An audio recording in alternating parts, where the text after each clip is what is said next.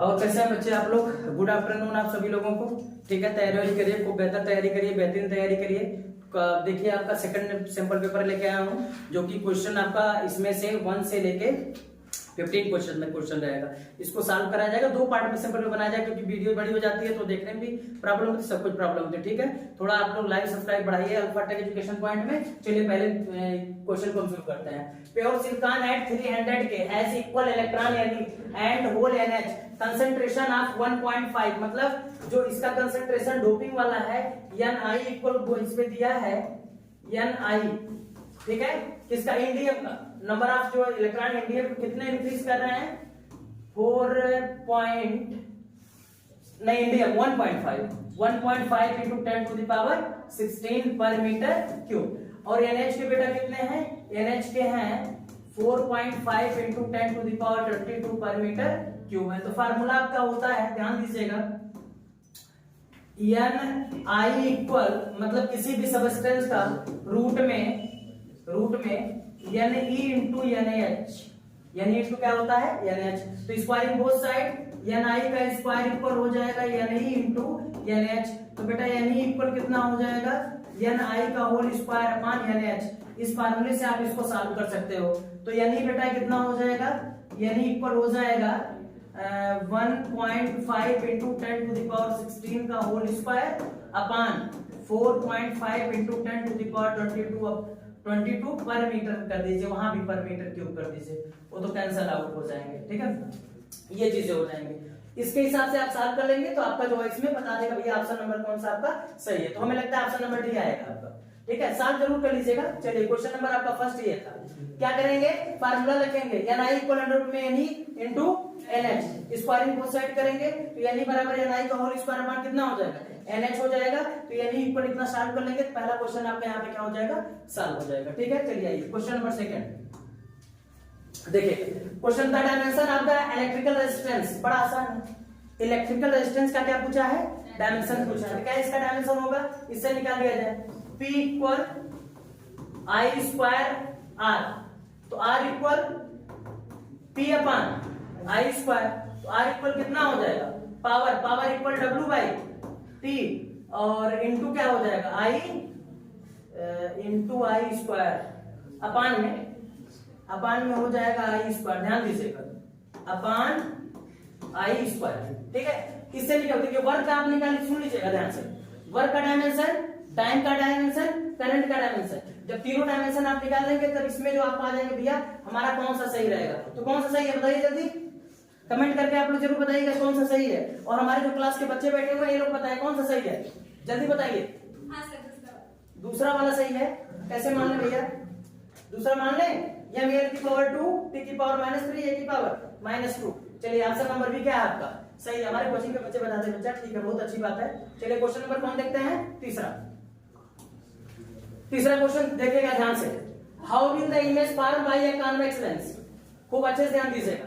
How will the image form by a convex lens be affected if the central portion of the lens is worked in a black pepper.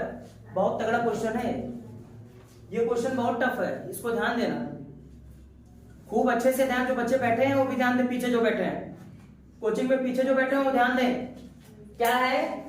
How will the image form by a convex lens और be affected if the, क्या है, central portion of the lens is warm in a black pepper. ये चीज बताना बड़ा जान लीजिए कि आपका कठिन मामला हो जाएगा। पहला ऑप्शन है no image is form by the, इसको ध्यान दीजिए पहले खूब अच्छे से। No image is form by the remaining portion of the lens, गलत है। ठीक है, fully image will be form but will be less bright, ये सही है। बताएंगे कैसे। Two image will be form, ये भी गलत है। Central portion of image will be form, ऐसी गलत, ये भी गलत है, क्योंकि वो कह रहा है कि कॉन्वेक्स लेंस पे अगर मान लीजिए कोई उसके सेंट्रल पोर्शन पे क्या रख दिया जाए? ब्लैक पेपर लगा दिया था सेंट्रल पोर्शन पे। तो सेंट्रल पोर्शन पे ब्लैक पेपर लगा दिया तो उसके इमेज में कोई दिक्कत थोड़ी होगी। जो उसके इमेज ऑब्जेक्ट की इमेज और हाइट आपकी सही एकदम जाएगी, लेकिन उसकी इंटेंसिटी क्या हो जाएगी? कम हो जाएगी। इंटेंसिटी कम होने के कारण उसका ब्राइटनेस भी क्या हो जाएगा? कम हो जाएगा। बस इतना आपको इफेक्ट करेगा। इंटेंसिटी कम होने के कारण ब्राइटनेस क्या हो जाएगा, कम हो जाएगा, और कहीं कोई फर्क नहीं पड़ेगा, फुल इमेज बनेगी, इमेज में कोई दिक्कत नहीं होगी, same position and same height की इमेज होगी, same position and same height की इमेज होगी, लेकिन बस क्या होगा इसमें, ब्राइट क्या हो जाएगा, लेस ब्राइट हो जाएगा, रीजन है इंटेंसिटी क्या हो जाएगी, लेस, इंटेंसिटी लेस, इंटेंसिटी कैसी हो जाएगी, लेस हो जाएगी, छुट्टे कहेंगे। ये हमारे कोचिंग में बच्चे एकदम गलत चीज बता देते हैं। अब बार मैग्नेट ऑफ लेंथ कितना 3 centimeter has point A and B along its axis at distance of 24 centimeter and 48 centimeter on the opposite side ratio of magnetic field of this point will be, मतलब दोनों point का क्या बताना है, ratio. अच्छा एक बात बताइए आप कि अगर मैं बात करूं इन दोनों पॉइंट का रेशियो बताना तो एक फार्मूला हमको पता है क्या, P axial is directly proportional to किसके, कितने लोग जानते हैं इस बात को, जानते कि नहीं जानते हैं, बोलिए जानते हैं ना। इसका मतलब मैं कहूं बी ए अपान बीबी, बीबी बीबी कौन वाली बीबी, यहां की बीबी, ठीक है ना, बी ए अपान बीबी। चलिए आइए फार्मूला बताइए, बी ए अपान बीबी।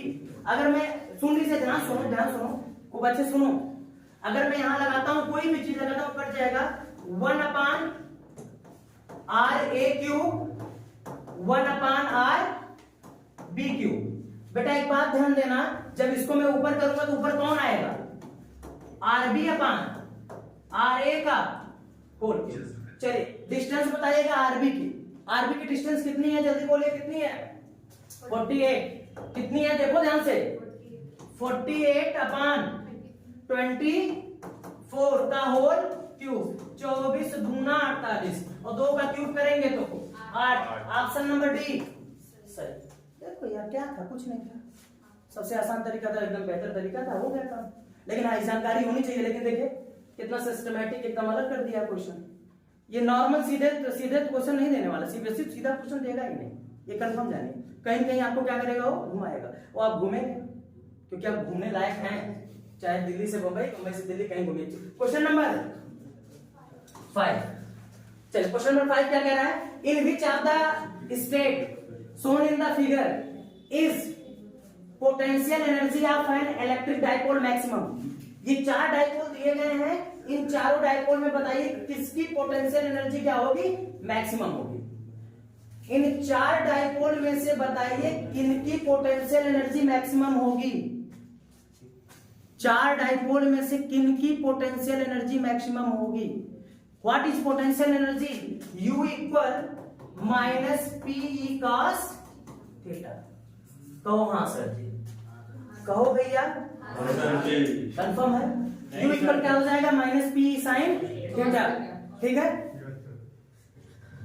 चलिए आगे देखिएगा, तो अब यहां कंडीशन हम क्या करेंगे, इसको ध्यान दीजिएगा पहले कि अगर मैक्सिमम पूछा है, अगर मैं थीटा इक्वल 180 डिग्री रखूं, थीटा इक्वल कितना डिग्री रखूं, 180, तब U इक्वल हो जाएगा माइनस पी कॉस 180 डिग्री, तो U इक्वल क्या हो जाएगा, माइनस 180 की वैल्यू -1 माइनस प्लस पीई, तब ये क्या हो जाएगा मैक्सिमम। इन फिगर में बताइए कौन 180 डिग्री पे है, कौन वाला 180 डिग्री बताइए, हट गए हैं, देखिए ध्यान से 180 डिग्री कौन है, A B C D,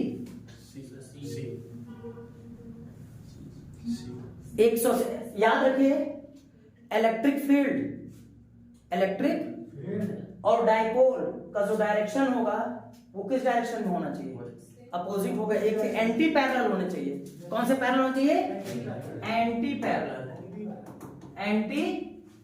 parallel होना चाहिए, ठीक है ना, याद रखिए। और डाइपोल का वो क्या होता है डायरेक्शन, पी से नेगेटिव से पॉजिटिव की तरफ, नेगेटिव से किधर होता है, पॉजिटिव, तो नेगेटिव से पॉजिटिव ये, और ये इलेक्ट्रिक फील्ड इधर, और यहां पे आएगा नेगेटिव से पॉजिटिव जे इलेक्ट्रिक फील्ड इधर, नेगेटिव से पॉजिटिव जे इलेक्ट्रिक फील्ड इधर। अब कमेंट में बताइएगा आप लोग आंसर कौन सही है, मैं इतना ज्यादा डीप में चला गया हूं, बस ध्यान से बताइएगा कौन सा आंसर सही है, जरूर पूरा सॉल्व कर दिया हूं, बस आपको आंसर देना है, ठीक। नेक्स्ट क्वेश्चन पे आइए, an electron having energy 10 electron volt, एक इलेक्ट्रॉन है जिसकी एनर्जी कितनी है 10 इलेक्ट्रॉन वोल्ट के, मतलब 10 इलेक्ट्रॉन वोल्ट की एनर्जी। ठीक है बेटा, is circulating in path of radius 0.105 meter having magnetic field of 10 to the power -4 tesla. क्या क्या गिवन है पहले उसको लिख लीजिएगा। इलेक्ट्रॉन एनर्जी कितनी है उसकी 10 इलेक्ट्रॉन वोल्ट। पूछा क्या है इसमें, पाथ ऑफ रेडियस कितना, हैविंग मैग्नेटिक फील्ड ऑफ 10 की पावर -4, सर्कुलेटिंग मतलब घूम रहा है। तो हाँ देखिए ये दिया है, अगर इसको कहते हैं काइनेटिक एनर्जी एक प्रकार से 10 इलेक्ट्रॉन वोल्ट हो जाएगी। ये दिया है और क्या दिया है बेटा, आर कितना दिया है 0.105 और क्या दिया है बी, बी इक्वल 10 की पावर 4। चलिए देखिएगा इसको हम फार्मूला बनाए। अगर मान लीजिए कोई इलेक्ट्रॉन अगर किसी न्यूक्लियस के अराउंड मूव कर रहा है और सर्कुलर ऑर्बिट में है कोई इलेक्ट्रॉन, पहले देखना v वेलोसिटी से क्या कर रहा है, मूव कर रहा है, उसको सेंटर से एक फोर्स लगेगा जिसको हम कहेंगे सेंट्रीपिटल फोर्स। वो कितना होता है F इक्वल mv²/r। एक तो आपका सेंट्रीपिटल फोर्स हुआ, एक आपका मैग्नेटिक फोर्स हुआ, और दोनों फोर्स अगर मान लीजिए इक्वल कर दिए गए, इसका मतलब तब हमारा क्या बनेगा, Q जो फोर्स होते हैं Q कुछ लिख रहा है, इसको ध्यान दीजिएगा। एक सेकेंड रुकिए, थोड़ा सा टेक्निकल क्या है इसमें, प्रिपेयरिंग द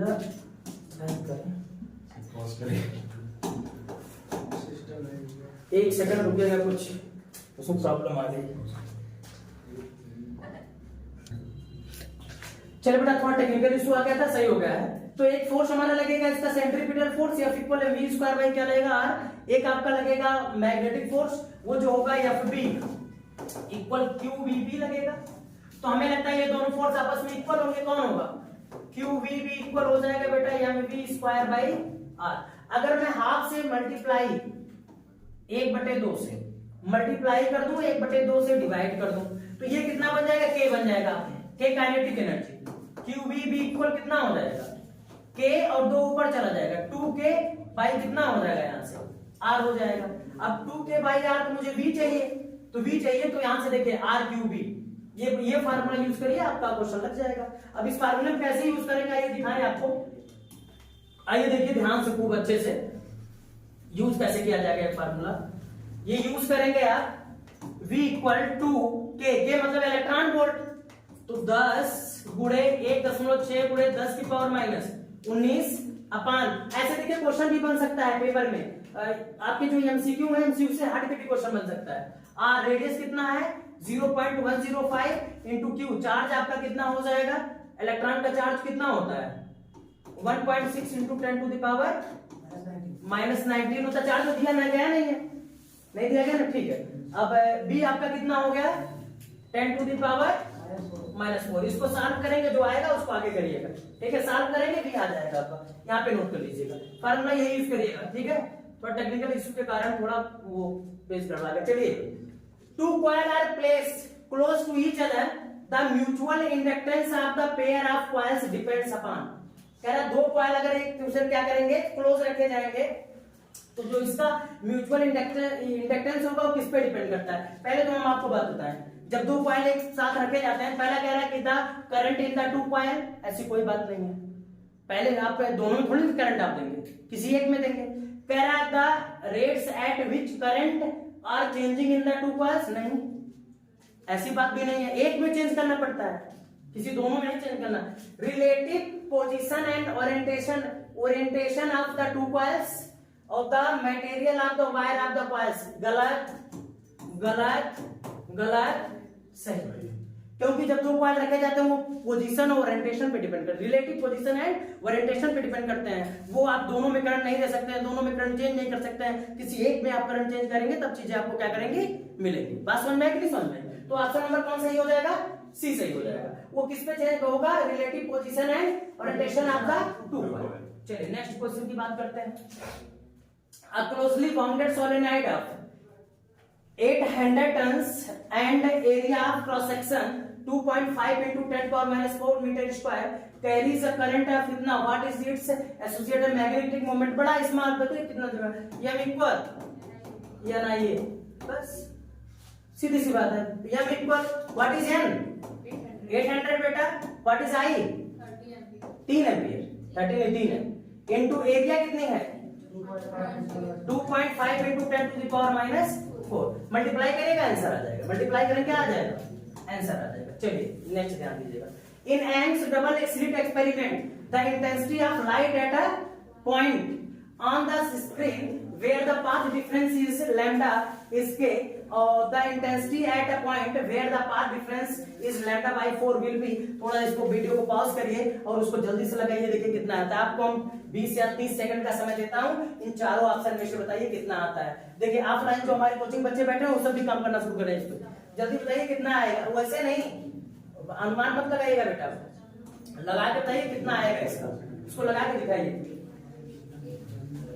फॉर्मूला जानते हैं कि नहीं, I equal I max cos square 5/2, cos square कितना आ जाएगा 5/2, इस पे लगाएंगे आ जाएगा आंसर, ये देखिएगा ध्यान से, इस पे अगर लगाएंगे तो आंसर आ जाएगा। I equal I max cos square 5/2, और जब हम इस पे लगाएंगे बड़े आसानी से हमारा आंसर आएगा। देख लीजिए इसको ध्यान से, ये इंटेंसिटी का फार्मूला होता है, अगर आप लोग पढ़े होंगे पूरे चैप्टर को, इंटेंसिटी का फार्मूला इस पे आप रख के लगाएंगे। जल्दी करिए जल्दी करिए जल्दी करिए जल्दी करिए, ठीक है। जो वीडियो को देखेंगे वो पॉज करके लगाएंगे, जो हमारे यहाँ बैठे हैं बच्चे करंट में वो जल्दी लगा के बताएं इसको। 20 या 30 सेकंड समय दे रहा हूँ आप लोगों को।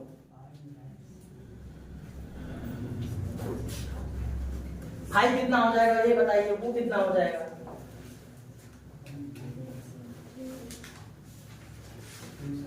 To pi by lambda I max cos square 1/2 into 2 pi by lambda into lambda by 4 कहीं सही है, लेमडा बाई 4 दिया भी है, लेमडा बाई 4, लेमडा से लेमडा कैंसिल हो गया और 2 से 2, तो आई मैक्स कॉस स्क्वायर और कितना बचा आपके पास पाई/4 मतलब कितना डिग्री 30 45 डिग्री, चलिए 45 मतलब उसकी वैल्यू 1/√2, तो आई मैक्स कितना 1/√2 का होल स्क्वायर कितना हो जाएगा, आई इक्वल आई मैक्स 1/2 हो जाएगा, 1 कितना आ जाएगा 2 आ जाएगा, और जब 1/2 आ जाएगा इसका मतलब ऑप्शन कौन सा सही हो जाएगा, k/2। देख लीजिए, आप ध्यान दीजिएगा, उस पे आपका क्वेश्चन भी दिया गया है, उस पे जो दिया गया क्वेश्चन को भी ध्यान दीजिएगा आप, ठीक है ना। कितना क्वेश्चन दिया गया आपका क्वेश्चन, हाँ डिफरेंस लेमडा इज के, लेमडा इज क्या हो गया के, तो यहाँ पे जब 1/2 दिया गया है तो इसको हम क्या कह सकते हैं k/2, जो आता है इसको देख लीजिए, k कितना हो जाएगा 2 सही हो जाएगा। सॉल्व करिए इसको, बड़ा आसान चीज है यार। देखिए 1/2 2 pi by lambda, path difference कितना होता है 2 पाई बाई लेमडा। पहले क्वेश्चन आप इसको पढ़ेंगे अच्छे से तब क्या कर पाएंगे, ऐसे नहीं कर पाएंगे। देखिए difference is lambda is K, the intensity of a point where the path difference is lambda by 4, path difference कितना है लेमडा बाई 4, तो आएगा आपका आंसर कितना k/2। इसको सॉल्व करेगा आ जाएगा उससे, थोड़ा ध्यान दीजिए तब ऐसा होगा, नहीं होगा। Assume that each diode shown in the figure has a forward bias, ठीक है, a resistance थोड़ा सा resistance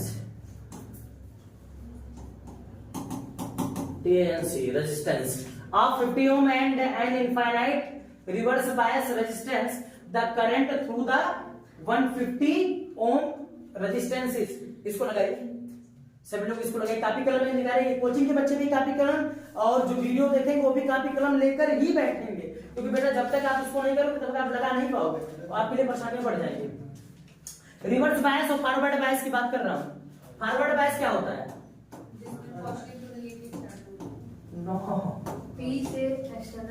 और रिवर्स बायस फॉरवर्ड बायस मतलब पी ओजन जंक्शन में पॉजिटिव टर्मिनल पी से जुड़ा हो बैटरी का और नेगेटिव किससे, एन से, तो वो क्या कहलाता है, तो दिस इज अ पॉजिटिव किससे, पी से, और ये किससे, एन से। ये कौन सा बैच हो गया, फॉरवर्ड। करंट आई इक्वल क्या फार्मूला होता है, आई इक्वल, जल्दी बोलो, आई इक्वल फार्मूला क्या, करंट इक्वल क्या होता है, वी बाई बात समझे कि नहीं समझे। अब आर आपके पास कितने हैं, आर कितने हैं, 50 150। देखिए फॉरवर्ड बैच की बात चल रही है, तीनों है, मतलब I equal V upon R1 plus R2 plus R3, I equal V upon R कितना हो जाएगा, 300। और देखिएगा इसका वोल्टेज कितना हो जाएगा, 10 वोल्ट का हो जाएगा। याद रखिएगा आपका जब फॉरवर्ड बायस चलेगा, फॉरवर्ड बायस में आपके हर रेजिस्टेंस एप्लीकेबल होंगे क्योंकि वो करंट को अलाउ करेंगे, लेकिन रिवर्स बायस में इनफाइनाइट रेजिस्टेंस हो जाएगा। कौन सा रेजिस्टेंस हो जाएगा, इनफाइनाइट, वो करंट को अलाउ नहीं करेंगे। तो इसका मतलब अगर हम बात करेंगे तो कितना होगा, तो R1 plus R2 plus R3 तीनों देखिए, ये देखिए इसको अगर देखेंगे R1 प्लस R2 प्लस कितना हो जाएंगे, R3। पहले एक काम कर लिया जाए, इनको सीरीज में कर लिया जाए, सबको एक बार मैं इनको फिर से बना दे रहा हूँ, सीरीज में कर लेंगे तो बड़ा अच्छा लगेगा। चलिए आइए देखिएगा, फिगर ही अलग कर दे, फिगर ये है लेकिन थोड़ा अलग कर दे रहा हूँ, इसको देखिएगा ध्यान से। एक हो गया, फिर आपका दूसरा रेजिस्टेंस हो गया, फिर तीसरा रेजिस्टेंस हो गया, और यहाँ पे आपका एक डायोड लगा दिया जाए, यहाँ पे ना लगाए बल्कि यहाँ पे आपकी बैटरी लगा दी जाए, बैटरी रुक जाइए, एक मिनट रुक जाइए, यहाँ पे बैटरी लगा दें,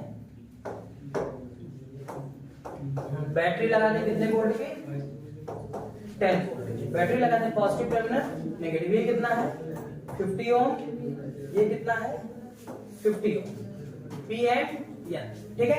तो रिवर्स बायस का हमें लेने की जरूरत नहीं है क्योंकि रिवर्स बायस में वो फॉरवर्ड नहीं करेगा, तो एक जंक्शन रहेगा, तो करंट कितना हो जाएगा, 50 ये 50 ये 50 100 और 150 150 200, मतलब करेंगे 300 आ जाएगा, तो आई इक्वल हो जाएगा 10/300, मतलब कितना आ जाएगा, कैंसल आउट हो जाएगा, तो 0.3190, 10 ऊपर चला जाएगा तो 1 बटे कितना हो जाएगा, 3 गुणे 10 की पावर माइनस 1, तो पॉइंट लगाइए, 3 त्रिका 9, फिर 3 त्रिका 9 और गुणे 10 की पावर, पॉइंट लगाइए, फिर 0 बढ़ाइए, -1, तो हो जाएगा आपका 0.033, है कि नहीं ऑप्शन, 0.004, हाँ लगभग हो जाएगा अप्रोक्सीमेट। ऑप्शन नंबर कौन सही हो जाएगा, ए सही हो जाएगा, 0.003, मतलब आपका अप्रोक्सीमेट में लगभग ए वाला ऑप्शन कौन हो जाएगा, सही। याद रखिएगा जो आपका डायोड D1 लगेगा उसको हटाना आपको इसलिए पड़ेगा रिवर्स बायस के, कि एक फॉरवर्ड बायस है, रिवर्स वाला इनफाइनाइट हो जाएगा रेजिस्टेंस, तो रिवर्स आपको हटा देना रहेगा, बस फॉरवर्ड वाले से आपको काम करना रहेगा, तब आप करंट को क्या, करंट कौन अलाउ करेगा, फॉरवर्ड बायस, रिवर्स तो करंट अलाउ नहीं करेगा, जब रिवर्स नहीं करंट अलाउ करेगा आप उसको क्या कर देंगे, हटा देंगे, तुरंत हटा देंगे, एक सेकंड नहीं लगेगा। चलिए इसको देखिएगा question, a lamp and a screen are set up 10 centimetre apart of convex lens is placed between them, the two position of the lens forming real image on the screen and the 40 centimeter apart, what is the focal length of the lens। बहुत बेहतरीन question है, बहुत बेहतर question है, इसको एकदम ध्यान दोगे तब आएगा, नहीं तो फिर आने लायक नहीं है। और अगर आप लगा पाइए तो लगाइए। क्या क्या दिया है, एक लैंप दिया है और एक स्क्रीन, मतलब एक अगर हम यहाँ लैंप ले लें, लैंप, फिर एक क्या ले लें, स्क्रीन ले लें, चलो स्क्रीन ले लेना, इसको नाम दे दे रहे हैं REE, स्क्रीन ले लें। और फिर क्या ले लें, आपका लैंप और स्क्रीन कितने दूरी पर है, 100 सेंटीमीटर, इन दोनों का कितना है 100 सेंटीमीटर, क्लियर है। Placed between them the two position of the lens, मतलब एक आपका देखिए ये है, ठीक है बेटा, ये लेंस ध्यान दीजिएगा एकदम अच्छे से। उसके बाद ये क्या बता रहे हैं, forming real image on the screen और are 40 centimetre apart, what is the focal length of the lens. चलिए इसको बताते हैं। चलिए बेटा देखिएगा इस वाले क्वेश्चन पे, देखिए इसको मैं लगा दे रहा हूं पूरा। A lamp and a screen are set up 100 centimetre apart of a convex lens is placed between them the two position of the lens forming real image on the screen। किस पे? स्क्रीन पे। are 40 centimetre apart, कितने दूरी पर है दोनों? 40 की दूरी पर है। और what is the focal length of the lens. तो आइए देखिए, ये मान लीजिए हमारी ऑब्जेक्ट है। आवाज मत करिएगा, जो कोचिंग में बच्चे हैं ध्यान दें। ये मान लीजिए कितना है, ऑब्जेक्ट है वो, और यहाँ पे कौन है? स्क्रीन है। यस, ठीक है। इसकी कितनी पोजीशन है? 2 पोजीशन। एक पोजीशन ये है L1, एक पोजीशन कितनी है बेटा? L2। 2 पोजीशन है किसकी? इस लेंस की, ठीक है। और दोनों का देखिए इमेज, इनके बीच की डिस्टेंस कितनी है? 100 है। क्वेश्चन देख लीजिएगा। और इनके बीच की डिस्टेंस कितनी है? 40 सेंटीमीटर, 40 सेंटीमीटर। ध्यान देना खूब अच्छे से, 40। आइए इनको मैं क्या मान लूं? x। याद रखिए, जितना ऑब्जेक्ट से, रियल इमेज के लिए जितना ऑब्जेक्ट से पहले लेंस की दूरी होती है, उतने इस वाले का जो इमेज बनता है। एक देख, पहले देख लीजिए खूब अच्छे से, इसको आपको ध्यान दिलाए कैसे इमेज बनेगा। दिखा दे क्या? दिखा दे रहे, देखिए। एक तो सीधे जाएगी ऑब्जेक्ट, सीधे कहीं नहीं ऑप्टिकल सेंटर से। एक यहां से जाएगी यहां पे। इसका इमेज स्क्रीन पे बना के नहीं? इमेज बना। अब देखिए दूसरे ऑब्जेक्ट के लिए, एक आपका ये तो एकदम पूरा फिक्स है, फिर ये वाला जब यहां जाएगा यहां पे बनाएगा, एक इमेज यहां बन जाएगी। दूसरे के लिए, सेकंड वाले के लिए एक इमेज बन जाएगी। क्लियर है? ये मामला यहां पर रहेगा। बात समझ में आ गई? अब कंडीशन देखिएगा, जब इस कंडीशन की बात आएगी तो ये भी जितना दूरी इससे इसका होता है उतने दूरी इससे इसका होता है, x। तो अगर मैं टोटल की बात करूं, x प्लस 40 इक्वल कितना डिग्री? 100 सेंटीमीटर। इक्वल कितना डिग्री हो जाएगा? 100 सेंटीमीटर हो जाएगा। बात समझ में आई कि नहीं समझ में आई? ये चीज हो जाएगा। चलिए इसके बाद आपको बात करते हैं, खूब अच्छे से ध्यान दीजिएगा। चलिए देखिए, लेंस, बस केवल लेंस को डिस्प्लेस करना, मतलब उसकी पोजीशन चेंज करनी है। और रियल इमेज पे भी और रियल इमेज बनानी भी है, इस पर ध्यान दीजिएगा।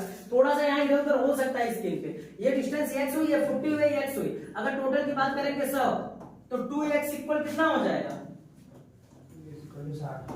2x इक्वल 100 माइनस 40 कितना हो जाएगा? 60। x इक्वल कितना हो जाएगा? 30। x इक्वल कितना हो जाएगा?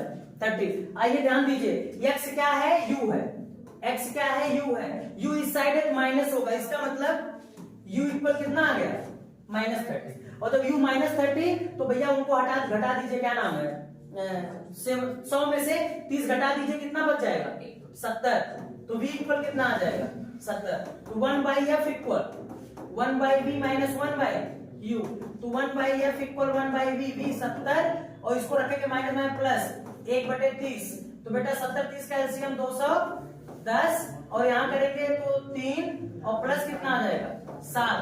तो 10/210, 10 से 10 0 0 कैंसिल। तो 1/f इक्वल कितना आ गया? 1/10। तो f इक्वल नहीं 21।